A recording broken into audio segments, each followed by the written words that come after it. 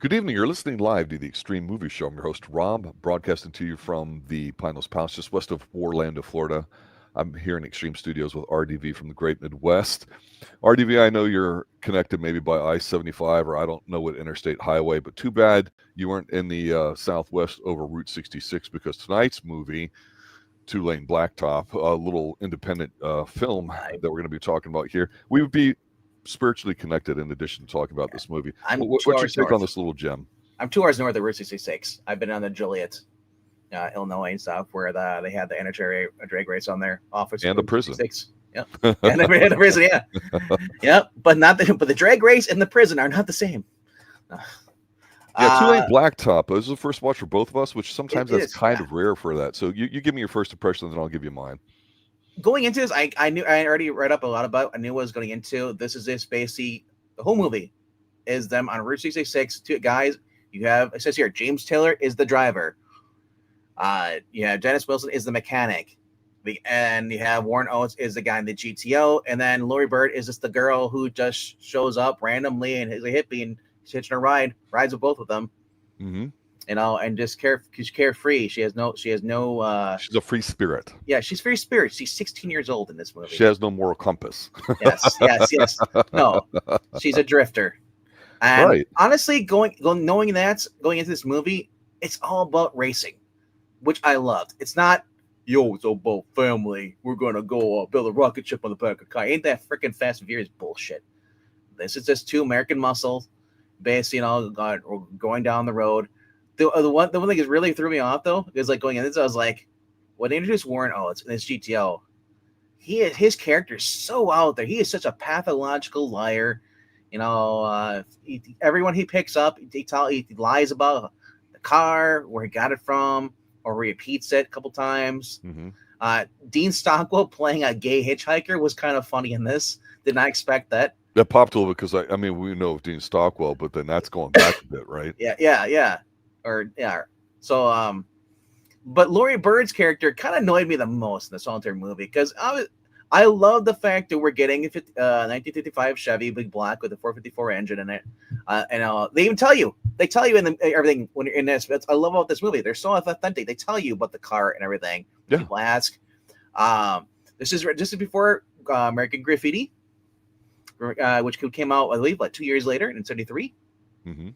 And you said Dennis Wilson in here comes off as a normal, he's a normal, I guess, 21 or 20-year-old guy, stuff. If you go into this movie not knowing that at this time around here, he was getting into drugs, dabbling into this stuff, he was a CIA op. Yeah, he's a Beach Boy, bro, ex-Beach Boy, remember? Right.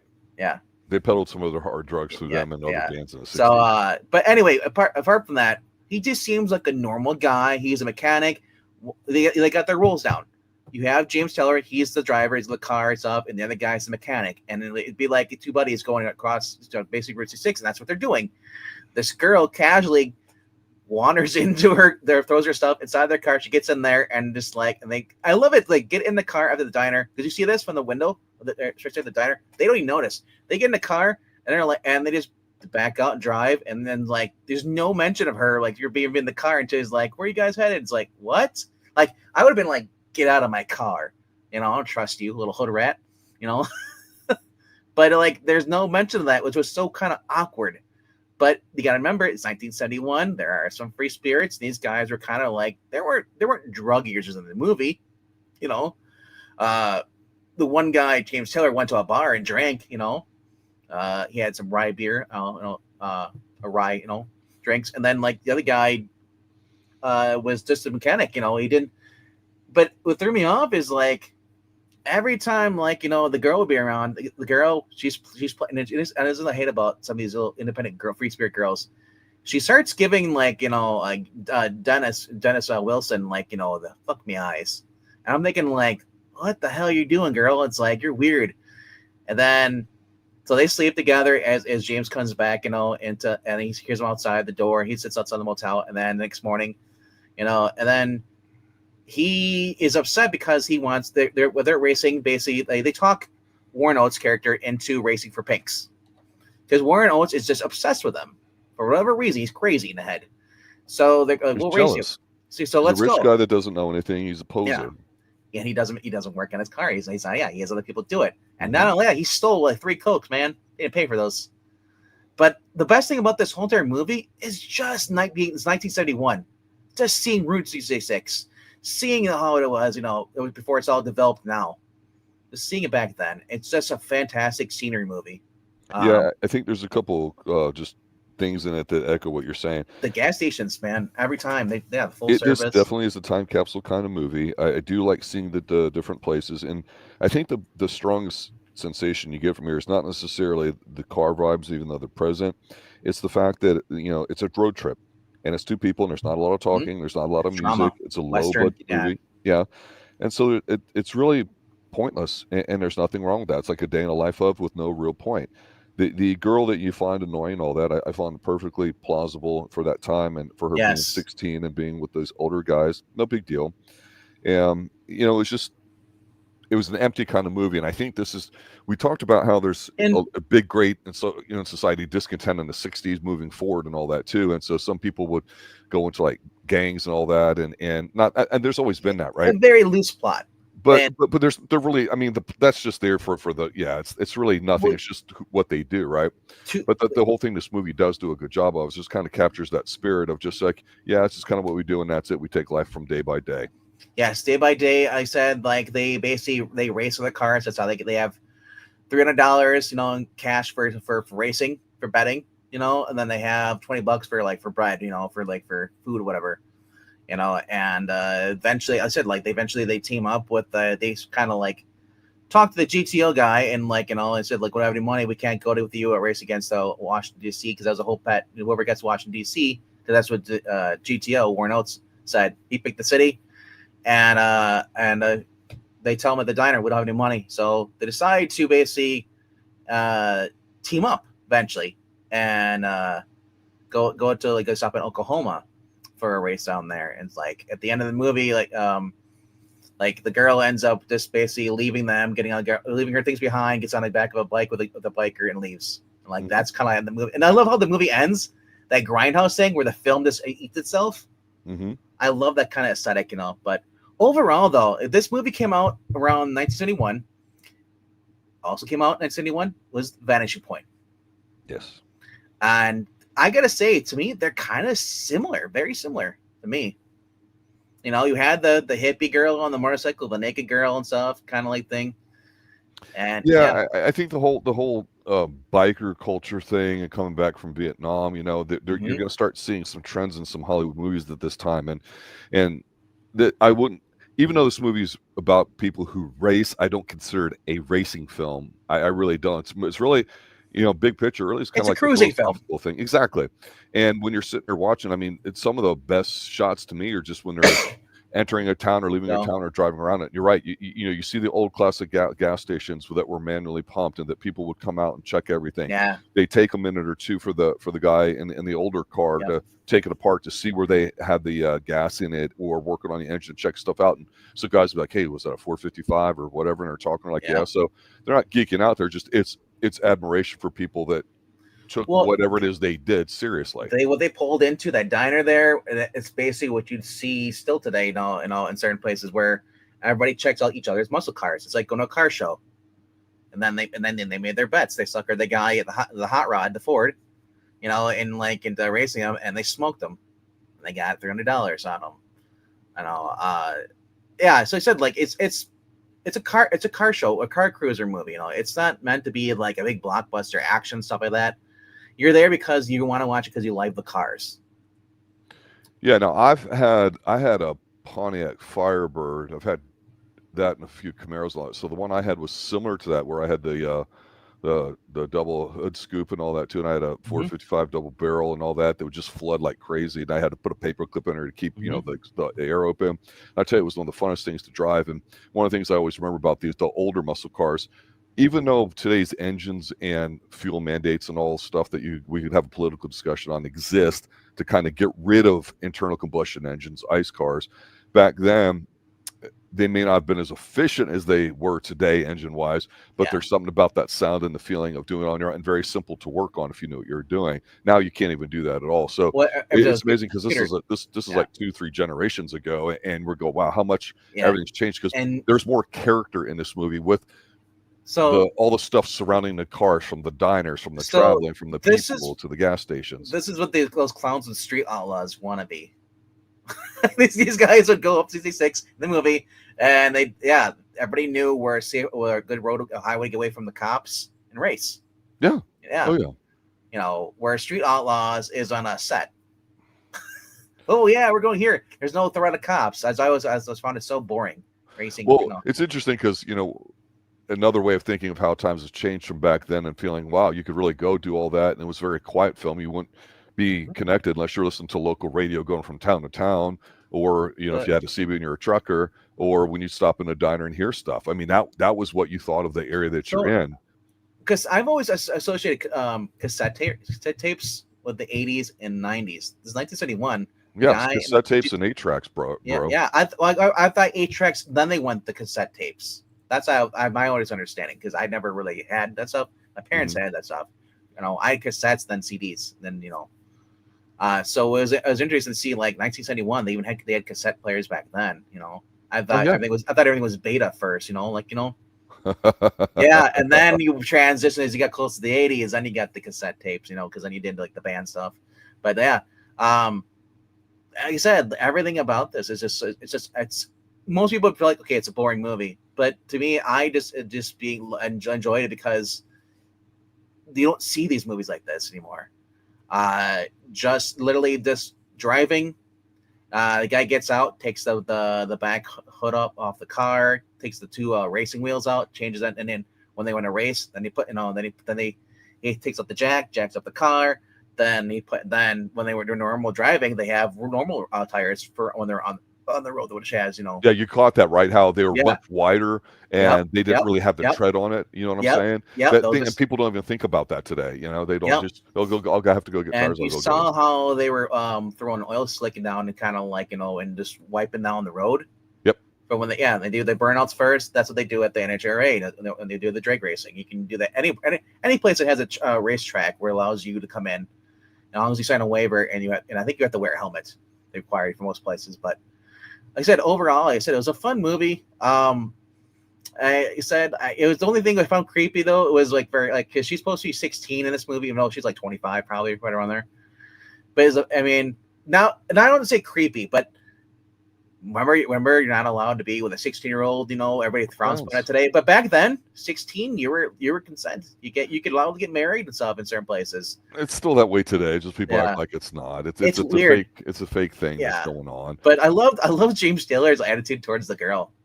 Like, he knows he slept with the mechanic. He's like, dude, I don't want to wait for her. It's raining to get in, and she's like, you're gonna leave without me. It's like, well, yeah, bitch. I just love his attitude. He's like, I'm not gonna put up with this nonsense. It's like, let's go.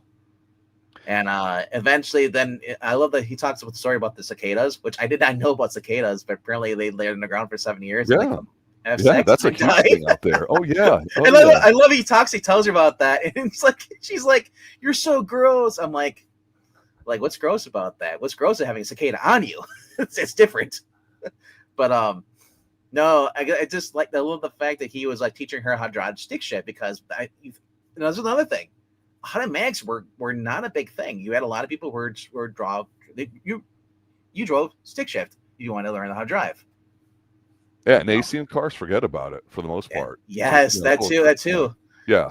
So when I said, like, when they were driving in the Chevy, how loud it is, and they're just driving, I was like, everything's rattling. I was like, dang. It's like, they got the little bucket seats in there too. Oh yeah. And then she's in the back by the tires. And then she's complaining. It's like, what about what I want to do? And I'm thinking, like, nobody cares. Shut up. Yeah, no cares.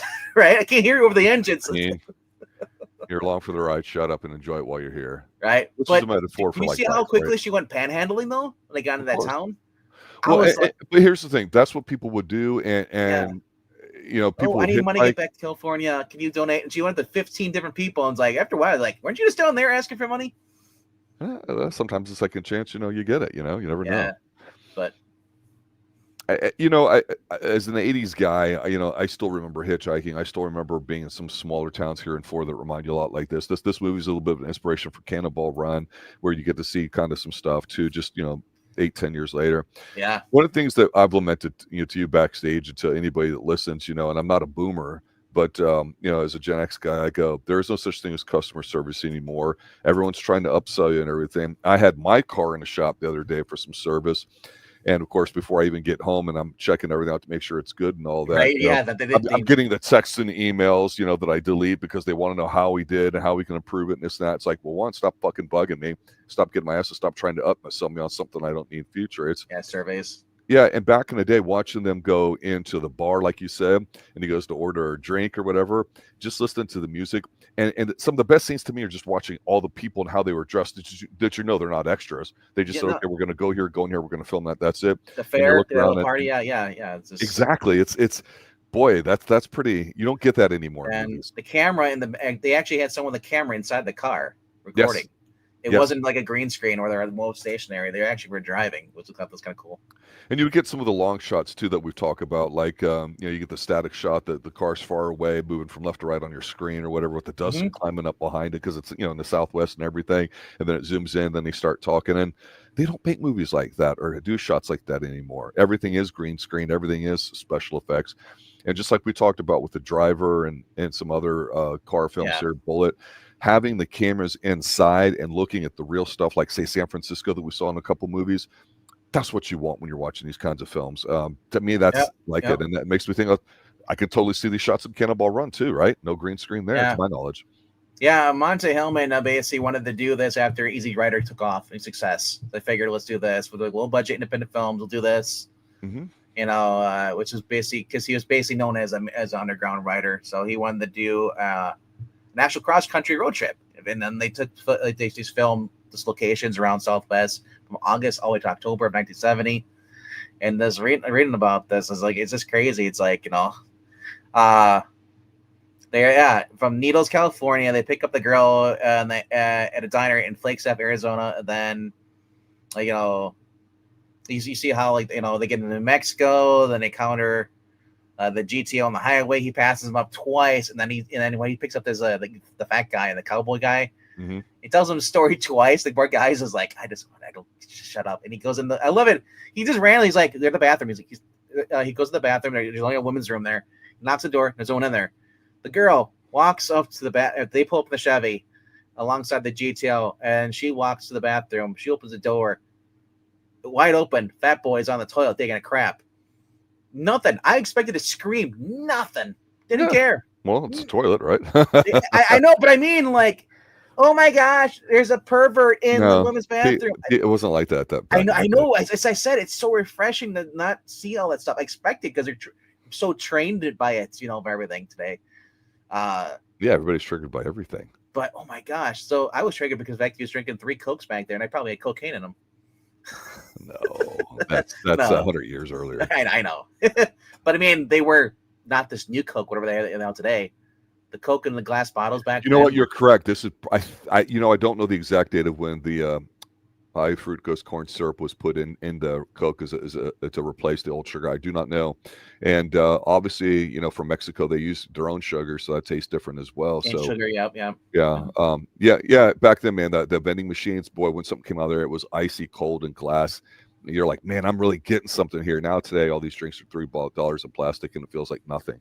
Man, you could defend yourself with a Coke bottle back then. Yeah, you could. Look, and the last thing I'll say is, I'm not the biggest folksy kind of guy, James Taylor, and I was never a big fan of the Beach Boys and all that. I thought these guys were totally fine in their roles. They're believable. The look with the denim and the T-shirts and all that, totally classic, really goes into the 80s.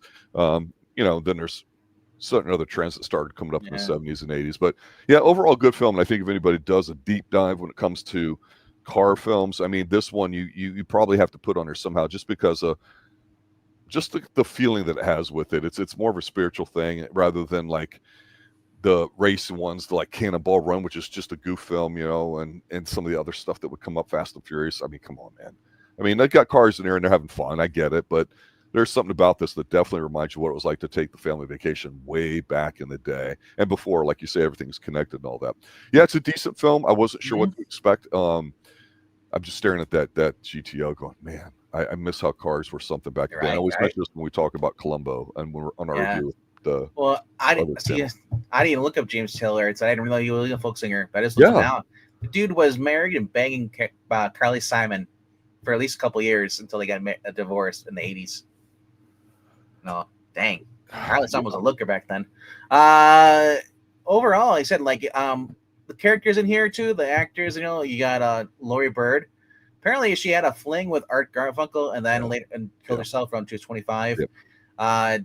Dennis Wilson, who was well known for being abusing drugs and stuff, was found drowned, accidental drowning back in 81 or 83 or something or other. So it's like those two died. The only two that are still alive, actually the only person that actually is alive in his movie is probably James Taylor. I think Warren Oates died a long time ago. He died in 82, 53 years old. Wow, that's young. But Warren Oates, if you don't know who this guy is, you've seen him before. You've seen Stripes. Yes, exactly. That's exactly where you know him from. And then he was in Sleeping Dogs before that, and then he was also in a early life. He did a lot of different TV shows. He was in The Heat of the Night, Hired Hand, Cockfighter, Race the Devil. The biopic of Dillinger. Alfredo Garcia is the film he's known for. Bring Me the Head of Alfredo Garcia. Yep, The Wild Bunch. So the guy's been in quite a few things inside out, but because I kept thinking, like, who is this guy? I seen him before. Then when I saw Stripes, of course. Yeah. He was on Wagon Train, Tombstone Territory, Buckskin, Rawhide, Trackdown, Tate, The Rebel, Wanted Dead or Alive, The Virginian, Have Gun Will Travel, Lawman, The Big Valley, Bat Masterson, and Gunsmoke. Guy was just like in every Western movie or show there was. He was just popping up. James Taylor, I guess, is his only movie as far as I know. But overall, I thought it was a decent movie for what it was. Like I said, it wasn't trying to be like offensive. It wasn't trying to be The Driver. Yeah, exactly. That was a totally different, stuff. This is basically something you could be doing with your friend. This is something you would have come across if you would have done it in real life. I'd say it's a watchable film. Yeah, absolutely. Unfortunately, due to copyright issues, it's not available anywhere to purchase. Not that I've seen or watch stream. Came across it on a random website, and it was HD copy. I was able to watch it. I'm thankful for that. But it's one of the hardest movies to find because of the fact there's only a limited amount of time in theaters in 71. And then it just never surfaced again, really. But I'm sure you can find bootlegs of these at car shows. Yeah, there's some lower quality versions floating out there. Yeah, definitely. That's how I saw Death Race 2000. David Carradine got a bootleg at a car show. Wow. That was the coolest thing ever. I was like, oh, for $3? Heck yeah. It was a good print, too. So overall, I said I had fun with this. If you're a guy who just who maybe you rode down to Route 6, you might recognize some stuff in here. Not a lot of big, monuments, or what do you call it? What do they call the sites? Familiar sites. But definitely, if you did this back in your childhood, it's gonna bring back memories. Just watching this movie. Just working on the car and then taking on the road, just driving and getting the high octane, full service, people coming up to you. Hey, what you got in that car there? When they pull the Chevy up the first gas station, the guys are all looking at it. It's like, oh, what do you got in there? And it's like, yeah. They ask what kind of transmission, something you don't really see anymore when you pull in the gas station. Now it's all self-serve. And that's pretty much it. So, want to thank you guys for watching this. I'll be live in a few more minutes. I'll be reviewing Delta Force. King of Classic, Chuck Norris. Yeah, that's right. So, you guys know the drill. For anybody who's here, subscribe, like, and all that fun stuff, and leave a comment down below. See you guys later, guys.